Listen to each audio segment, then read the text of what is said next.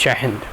आइए अभी हम पॉलिटिकल साइंस और international relation UPSC civil services optional subject 1995 paper 1 section B का क्वेश्चन नंबर 1, 2, 3 एंड 4 जो है यहाँ रीड करके और समझने का प्रयास करेंगे कि आखिर प्रीवियस ईयर में किस प्रकार के प्रश्न पूछे गए हैं। ठीक है, तो अभी हम जो है क्वेश्चन नंबर सेक्शन बी का क्वेश्चन नंबर 1 समझेंगे। इस क्वेश्चन नंबर 1 के अंतर्गत 4 प्रश्न है, ए, बी एंड सी, डी। इन किन्हीं 4 प्रश्नों में हमें 3 प्रश्नों के ही उत्तर देने हैं। क्लियर हो गया? तो comment on any 3 of the following in 200 words. लेकिन हमें 200 शब्दों की शब्द सीमा का भी ध्यान रखना है। बहुत ही इजी क्वेश्चन, इसे ध्यान से सुनना। क्वेश्चन नंबर 1A है रिप्रेजेंटेटिव ब्यूरोक्रेसी। रिप्रेजेंटेटिव ब्यूरोक्रेसी से आप क्या समझते हैं, इससे क्या तात्पर्य है, इसके बारे में आपको लिखना है। बी में है इथनिक सेपरेटिज्म।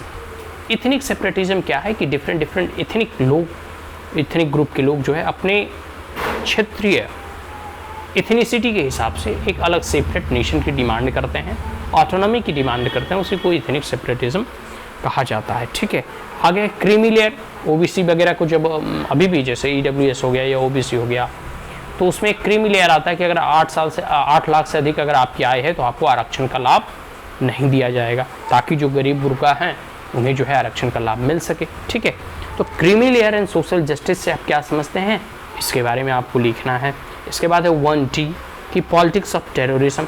ठीक है, आतंकवाद की जो राजनीति है, इससे आप क्या समझते हैं। आतंकवाद की राजनीति कहने का मतलब जैसे पाकिस्तान जो है टेररिस्ट को स्पॉन्सर करता है, चाइना वगैरह जैसे देखो भारत यूएन में मसूद अजहर को जो है टेररिस्ट घोषित करने के लिए रिजोल्यूशन लाती है तो उस पर वीटो कर देता है। These are the examples of politics of terrorism, मतलब आतंकवाद की राजनीति करना। ठीक है, ताकि भारत हमेशा डिस्टेबलाइज रहे और कह सकते हो इस प्रकार के कॉन्फ्लिक्ट में हमेशा जूझते रहे, ताकि इसका सही रूप से प्रगति उन्नति ना हो सके। तो ये सब जो है होते रहते हैं अंतर्राष्ट्रीय जगत में भी और राष्ट्रीय जगत में भी, ये सब चलते रहता है। आपका पड़ोसी भी आपको टांग अड़ाने का प्रयास करेगा कि किसी तरह यह उलझ जाए, फंस जाए, हैं, ताकि इसका वृद्धि विकास बाधित हो जाए। तो सेक्शन बी हो गया क्वेश्चन नंबर 1 का ए, बी एंड सी, डी। ये चारों प्रश्नों में हमें 3 ही प्रश्नों के उत्तर देने हैं। अब क्वेश्चन नंबर 2 पढ़ते हैं। Question number 2, the function of a legislature. The function of a legislature is not merely making of laws. देखो, जो लेजिस्लेचर होते हैं, जो विधायिका होते हैं, जैसे संसद वगैरह या विधायक वगैरह जो चुन कर जाते हैं, उनका काम सिर्फ और सिर्फ कानून बनाना नहीं है। तो what other function are expected of a modern legislature.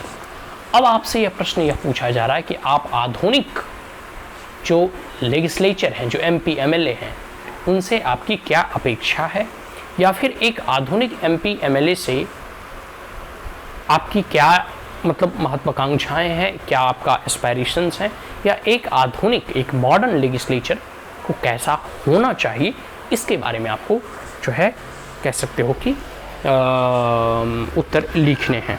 तो क्वेश्चन नंबर 2 हो गया। अब आइए हम क्वेश्चन नंबर 3 पढ़ते हैं। ठीक है, bring out the linkages between political culture, ठीक है, and civic culture with special reference to India.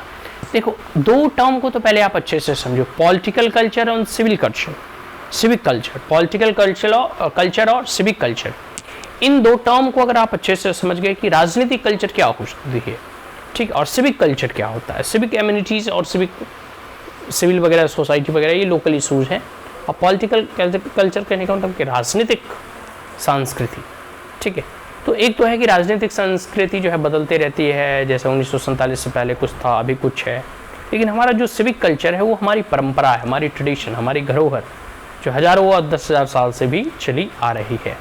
उसमें भी परिवर्तन होते हैं, लेकिन बहुत कम परिवर्तन होते हैं, और वो लोकल लेवल का मैटर होता है। एक प्रकार से कह सकते हो कि हमारा इंटरनल मैटर होता है, और पॉलिटिकल कल्चर जो होता है एक्सटर्नल मैटर होता है, जो कि सरकार उसके लिए नियम कानून बनाती है। वो एक पब्लिक कह सकते हो कि मैटर वाला और पब्लिक इशू वाला चीज़ है। खैर, इसे आप अपने तरीके से आंसर इसका लिखेंगे, लेकिन with special reference to India. आपको इसमें भारत का रेफरेंस देना है, आपको इसमें कुछ उदाहरण, कुछ केस स्टडी वैसे लिखने हैं जो भारत से संबंधित हो और भारत के बारे में हो। ठीक है, ये क्लियर हो गया। तो क्वेश्चन नंबर 3 भी हो गया। अब हम करते हैं question number 4। Illustrate from contemporary Indian experience the theory of circulation of elite. देखो सर्कुलेशन ऑफ एलिट्स के बारे में, एलिट मतलब होता है संभ्रांत लोग। अभी जैसे देखो भारत में ऐसा कहा जाता है कि 27-28 ही ऐसे कुल घराने हैं। घराने मतलब जैसे पहले राजे रजवाड़े होते थे ना, तो ऐसे ही पूरे के पूरे भारत में 27-28 ही राजे रजवाड़े हैं जिसकी पूरी की पूरी देश की राजनीति पे अपना कब्जा है। बात समझ में आया कि नहीं? मेरा कहने का मतलब यह हुआ कि पूरे के पूरे अगर भारत के स्तर पर अगर आप देखोगे तो जैसे बिहार में लालू यादव हो गए, उनका परिवार हो गया, पहले सेंटर में जैसे कांग्रेस वगैरह हो गई, ठीक है, उसी प्रकार देखो मुंबई में शिवसेना हो गई, ठाकरे वगैरह हो गए, फिर आपका देखो एनसीपी अध्यक्ष, ठीक है, उनकी बेटी सुप्रिया सुले वगैरह हो गई, स्टालिन वगैरह हो गया तमिलनाडु का। तो ऐसे अनगिनत है, देखोगे कि फिर केसीआर वगैरह और बहुत सारे हैं कि एक प्रकार से ये परंपरा है, फैमिली की परंपरा है। बस समझ में आ रहा है कि नहीं? ये मतलब एक परिवार जैसा चल रहा है, जैसे जिसको डायनेस्टिक डेमोक्रेसी कहोगे। हाँ, लोकतंत्र तो है, सभी को जीतने का अधिकार है, पार्टी बना सकती है, लेकिन एक प्रकार से कुछ परिवारों का इसमें कब्जा है। अब इलीट का मतलब, कहने का मतलब है कि सर्कुलेशन ऑफ इलीट। अब जैसे कि एक राज्य में, ठीक है, एक वर्ग सत्ता से हटा और दूसरा वर्ग उस पर आकर काबिज हो गया, फिर वो सत्ता से हटा, फिर वही अगले साल फिर वही जो है वापस आ गया, ठीक है। जैसे बिहार में देखो तो नीतीश और लालू दोनों मिला के लगभग 37 साल शासन कर चुके हैं, 38 साल।